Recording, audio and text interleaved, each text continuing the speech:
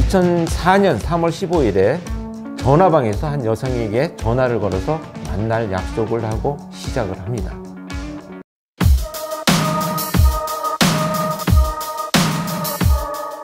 유영철은 한 쇼핑몰 앞에서 여성과 만났습니다. 그는 자신의 집으로 가면 돈을 더 주겠다며 여성을 유인해서 마포구의 오피스텔로 향했습니다.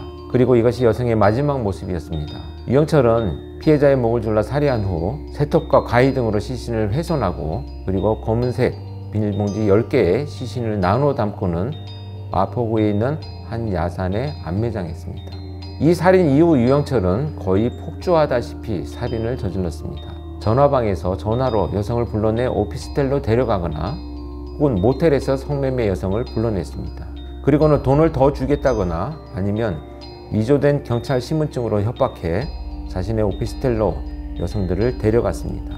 유영철 자신의 주장에 따르면 처음엔 대화도 나누고 좋은 분위기에서 성관계를 가졌다고 합니다. 하지만 이후에 피해자들은 화장실로 유인해 해머로 머리를 1회 가격한 후 기절한 피해자들의 목을 절단해 살해하였습니다.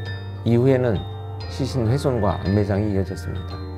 유영철은 이렇게 살인을 이어가는 중에도 위조 신분증을 이용해 돈을 갈취했습니다. 서울 동대문구 황학동에서는 노점상을 하던 남성에게 돈을 갈취하려다 의심하자 잭나이프로 얼굴과 머리, 목 등을 마구 찌른 후 잔혹하게 해머로 머리를 여러 번 내리쳐 살해하고 시신을 피해자의 차에 태운 이후 인천까지 이동을 해서 유기하였습니다. 이후 남성의 시신을 그 차 안에 넣고 불을 태워서 증거를 인멸했습니다. 정말 끔찍하다고 볼 수 있는데요.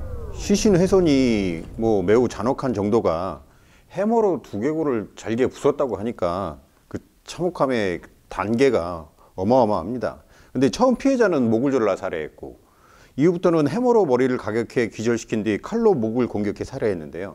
이 수법이 바뀌게 된 계기는 뭘까요? 자, 이제 장소가 자기 집 오피스텔 거주하는 곳입니다. 그래서 이제 주변 사람들을 의식하게 되죠. 이것이 이제 장애 요인입니다. 범인 입장에서는. 목을 졸라서 살해할 때 어떤 그 변수들, 네. 피해자 저항이라든지 비명이라든지 이런 것들이 아마도 굉장히 조심스러웠던 부분이었기 때문에 첫 번째 살인은 그렇게 저질러졌지만 이후에는 이 해머로 머리를 공격함으로 해서 어떤 그 일순간에 피해자를 제압해버리는 이런 방식으로 발전한 것으로 일단 보입니다. 네. 이게 누가 목격한 사람도 없고 자기 오피스텔에서 일어난 일들이라 유영철의 말에 따르면 살해하기 직전까지는 굉장히 친절하게 잘 대해줬다 이렇게 하고 어느 순간 돌변해갖고 그 해머로 살해를 해버리잖아요. 이게 그냥 유영철의 수법입니까? 범행 수법입니까? 그 전형적인 사이코패스가 사용하는 가면입니다. 그래서 제가 면담을 할 때도 본인이 그런 얘기 했거든요. 저한테도. 나는 굉장히 살해하기 전까지는 잘해줬다. 참 여러분들 이 말을 들으면서 정말 더 분노하고 이해도 안 가고 화가 날 텐데요. 왜냐하면 연쇄살인범인 유영철의 입장에서는 어차피 내가 살해할 사람이기 때문에 남은 인생을 내가 통제하고 있다라고 하는 이런 오만함 속에서 잘해주고 친절한 게 아니고 남은 인생을 살 수 있는 그 순간까지 내가 운영할 거야 라고 하는 이런 오만에서 비롯된 행동이지 무슨 피해자를 동정하거나 어떤 친절함을 베풀었다 이런 그 말은 제가 직접 면담을 하면서도 그런 얘기를 들으면서도 진짜 벌떡 일어나서 그냥 주먹으로 때리고 싶은 정말 그 말도 안 되는 소리죠. 진짜 그랬을 것 같아요. 정말 저도 사실 이제 보면 연쇄살인 첫 번째 범죄자고 또 수많은 질문과 정말 이로부터 알 수 있는 내용들을 또 다른 이런 놈이 나타났을 때 사용하기 위해서 많은 정보를 들어야 되는데 들으면서 정말 힘들었던 기억이 있습니다. 이게 주로 이제 유영철 자신이 거주했던 오피스텔에서 화장실에서 살해를 하고 그랬잖아요. 근데 좀 제가 궁금한 게 아무리 해머로 한 번에 제압을 한다 그래도 그 피해자들이 어떤 비명을 지른다든지 혹은 또 시신을 훼손하기 위해서 칼이라든지 톱이라든지 이런 것들을 이용해 갖고 훼손하는 당시에 어떤 소리가 좀 생기거나 그러지 않겠습니까? 근데 주변에서 그런 소리를 전혀 못 들었다고 하던가요? 그렇죠. 사실은 아까 조금 전에 말씀드렸다시피 잘해줬다라고 하는 것은 이미 유인을 해서 피해자를 자기 집으로 데리고 오면 거기에서 다투거나 어떤 욕을 하거나 자기 감정을 표출하면 이 금방 알 수 있거든요. 주변에서. 그렇기 때문에 정말 피해자한테 어떤 그 속여서 피해자를 기망을 해서 그야말로 자연스럽게 옷을 벗고 욕실에 들어가도록까지 하는 이 과정이 수법으로 저는 판단을 해야 된다는 것이고, 이 그 오피스텔에서 이제 욕실로 들어가는 그 문, 거기를 제가 그 현장 검증을 할 때도 제가 그 굳이 물어보지 않았는데 자기가 그렇게 얘기를 합니다. 이 욕실로 들어가는 이 문턱을 넘어가면 살아나온 사람이 없다. 이건 내가 삶과 죽음을 통제하는 선이다. 정말 그 자기를 진짜 식격화한다기보다는 오만방자한 소리죠. 이 선을 넘어가면 모든 것이 그의 삶은 내가 이제 결정할 수 있다. 이런 죽음의 선이다. 이렇게까지 표현을 했었거든요. 그런 걸 보면 진짜 이용철은 여러분들이 생각하시는 것보다 뭐 그 훨씬 잔혹하고 아주 자기중심적이고 이기적이면서 오만방자한 그 연쇄살인범의 특징을 모두 갖고 있는 악이다. 악. 그냥 이렇게 생각합니다. 하나 궁금한 게 하나 여쭤보겠습니다. 그때 이제 처음 프로파일러로 이제 대한민국의 프로파일러로서 그때 무슨 사이코패스 성향이라든지 이런 분석이 뭐 검사나 이런 것들이 좀 진행되고 뭐 혹은 진행이 됐다 그러면 성향이 어느 정도 나왔는지 또 교수님께서 그냥 이놈은 확실한 사이코패스구나 이런 확정을 할 수 있었는지 이런 게 좀 궁금하네요.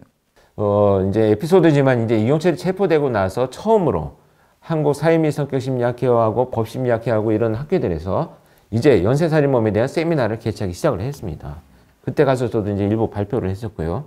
지리적인 이동 특성에 대한 설명도 좀 했었고, 그러면서 이제 학계와 실무자들이 연결고리를 갖게 된 이런 배경이 됐죠.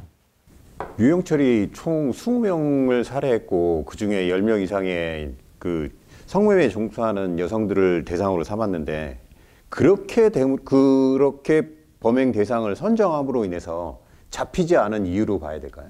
네, 그래서 이제 결국 이제 피해자들을 선택한 배경을 보면 찾지 않는 사람들, 이런 참 사회 이면에서 어렵고 힘들게 살아가시는 분들이 선택이 된 것이고요.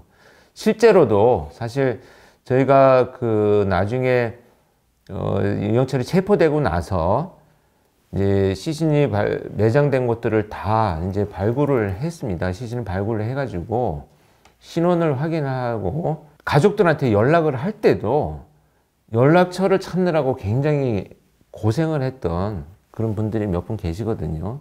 그런 걸 보면 참 이런 이면에 있는 우리 사회의 어떤 어두운 이면에 있는 분들이 그런 피해를 당하지 않기 위한 어떤 사회적 논의도 사실 저는 좀 필요하다 이렇게 생각합니다.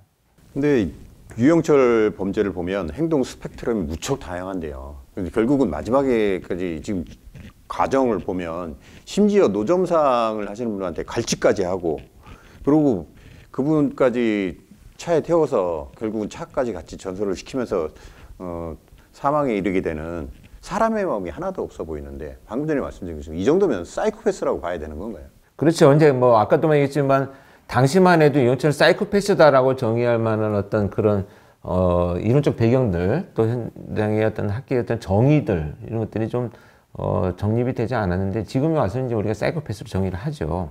근데 여기에서 이제 그 이 황학동 사건은 굉장히 특이한 사건입니다. 전형적으로 패턴에서 벗어나고 이미 이제 그 직업 여성들을 자기 집으로 불러들여서 유인을 해가지고 범행을 저지르는 과정에 계속해서 사실은 갈취 범죄가 일어났어요. 그래서 상당한 갈취 범죄가 많이 있습니다. 그런데 이제 이 황학동 같은 경우에도 사실 이제 그 어떤 물건을 파는 분한테 그 위조 신분증을 제시를 하면서 갈취를 하려고 했는데 이 피해자가 확인을 하다가 당신 경찰은 아닌 것 같다. 이렇게 이제 반응을 보인 거예요. 그래서 내가 그럼 확인을 해주고 집까지 가서 내가 돈을 주고 처리해 주겠다. 그래서 수갑을 심지어 채워가지고 자기 집 오피스텔 지하로 내려옵니다. 그 차를 타고, 피해자의 차를 타고. 그래서 이제 지하에서 저항하는 피해자를 이제 살인을 저지르죠.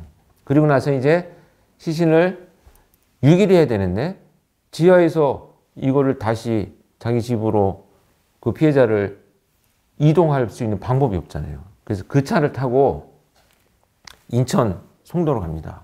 가가지고 거기에서 차 안에서 이제 주차된 차에서 살인을 저지르고 시신을 훼손할 수 있는 도구를 가지고 내려옵니다. 차에 싣고 가서 밤늦게 밤늦은 시간에 거기서 이제 차 안에서 훼손을 하고 바다에 유기를 하는데 신원을 확인하지 못하기 위해서 이제 지문을 전부 잘라냅니다. 그러고 나서 손은 따로 유기를 하고요. 그 다음에 그 차가 이제 결정적인 증거잖아요. 근데 이 차를 어디다 세워놓고 불을 질렀냐면 조그마한 이제 그 주유소가 큰 주유소가 아니고 거기에 기름을 좀 넣을 수 있는 이제 그 주유소 옆에 보면 작은 1.5톤 정도의 기름통을 싣고 다니는 차들이 있잖아요. 그런 차들이 주차가 되어 있었는데 그 가운데에 딱 세워놓고 불을 지릅니다. 그러니까 이제 불을 지르고 이게 폭발을 해라 이거죠. 완전 연소를 하겠다. 완전히 폭발해라. 그리고 막 불이 나서 막 사람들이 모이기 시작하니까 거기서 지켜봅니다. 그건 사실 이제 폭발하지는 않았거든요. 그리고 나서 이놈이 유영철이가 도주를 집에까지 오는데 택시를 3번을 갈아탑니다. 중간에 내려서 다른 곳으로 이동했다가 또 갈아타고 그러니까 자신을 추적하지 못하게 CCTV를 이제 의식하기 시작을 한 거죠. 그렇다면 이제 우리가 추론한 대로 자, 그 마지막 해화동 사건에서의 뒷모습 찍힌 CCTV가 심리적인 장애 요인이 됐을 것이고 수법이 바뀐 원인이 됐다. 그 다음에 그렇게 되려면 자연스럽게 자기 집으로 불러들이는 방법이 결국은 신분증을 위변조하는 것이고 권력과 힘을 양악해서 이런 사람들한테 갈취를 해서 돈을 벌어서 쓰고 이런 범죄로 이제 발전을 해나갔다는 것을 우리가 알 수가 있죠. 그래서 사실 이 황학동 사건 같은 경우에는요, 그 가족 중에 이 형제 간의 우애가 굉장히 깊은 분이 계십니다. 그래서 이 동생이 유영철이 체포되고 나서 사형이 선고가 되었지만 사형이 집행되지 않고 있기 때문에 정말 우리 형을 이렇게 잔혹하게 살해한 유영철을 사형을 집행해라 라고 하면서 이 술과 막 이 분노와 막 이런 것들이 겹쳐가지고 결국은 이분이 또 극단적인 선택을 하게 됐습니다. 그래서 사실 우리가 여러분들 연쇄살인의 피해자는요, 연쇄살인의 피해자는 연쇄살인 피해자 당사자 한 명만이 아닙니다. 온 가족 그리고 넓게는 우리 사회가 참 피해를 입는 이런 사건이죠.